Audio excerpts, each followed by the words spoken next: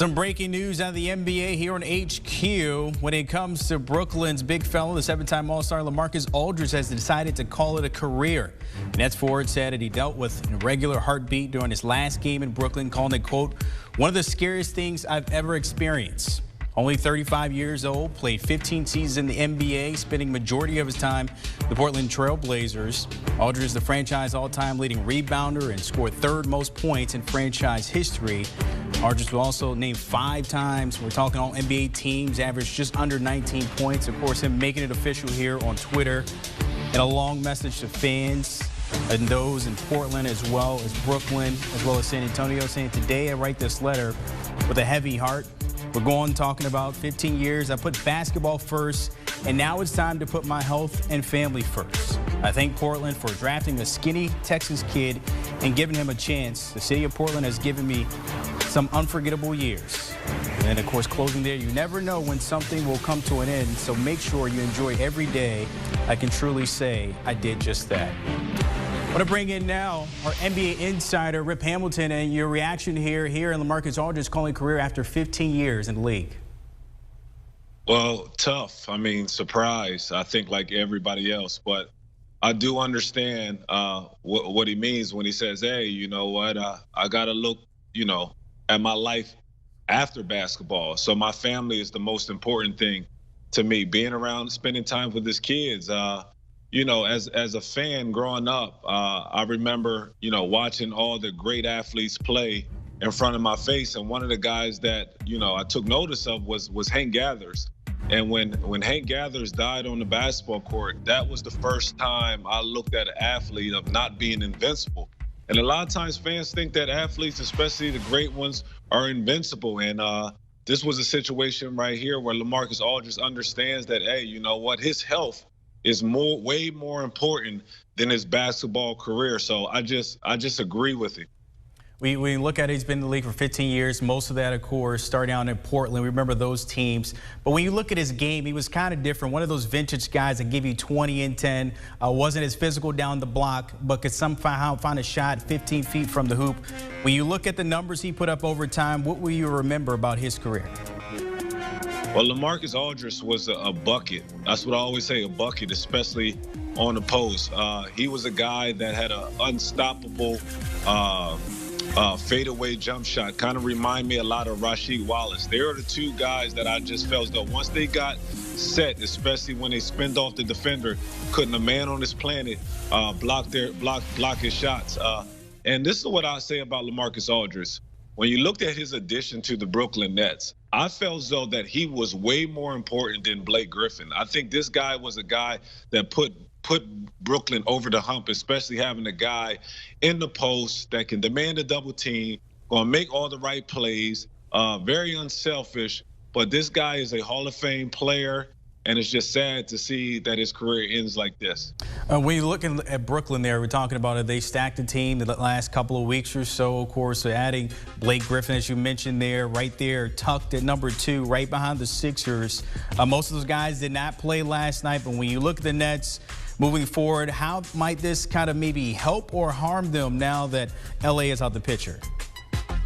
Well, it sure doesn't help them. I mean, you could see the faces of how excited when LaMarcus Aldridge first put on a Brooklyn Nets jersey, and you can see the excitement in Kyrie's face on the bench, James Harden, and KD. Anytime he got the ball or made a move on a block, guys were standing up cheering for him.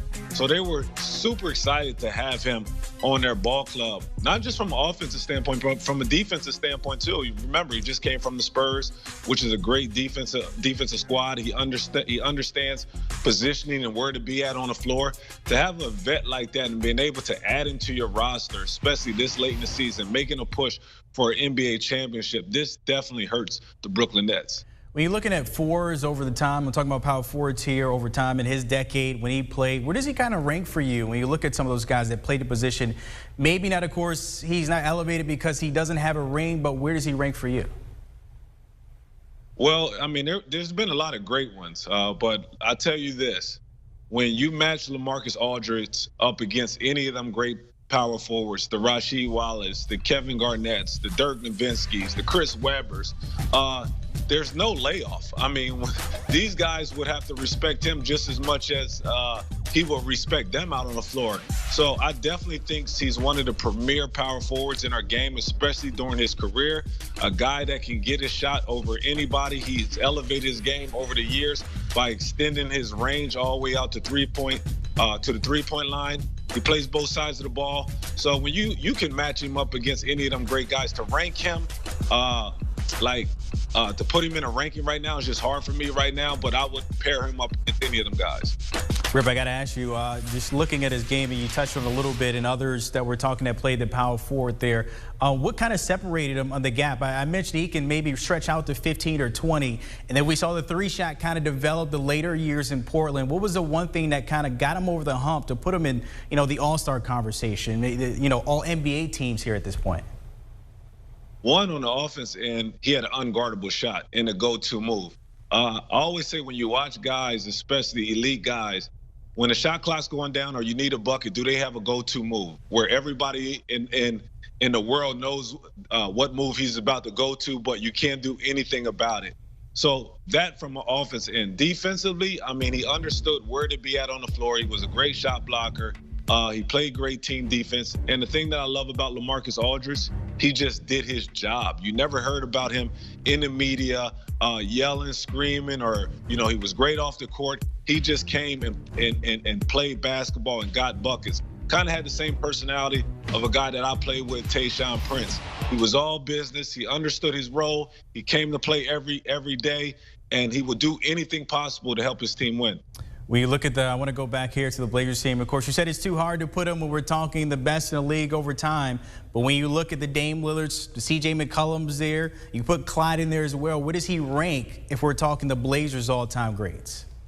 Oh, he's definitely top 5 all time. I mean, when he was thinking about leaving San Antonio, a lot of people, including myself, was wishing that he went back to Portland and got another opportunity to play with Dame, because I felt personally that Dame needed a guy like him that could demand a double team on the block. So I would definitely put him in my top 5 Portland Trail Blazers of all time. Yeah, one of the GOATs out there in Portland for a very long time, and then of course spent some time in San Antonio, and then a few games here with Brooklyn. Rip Hamilton on the breaking news.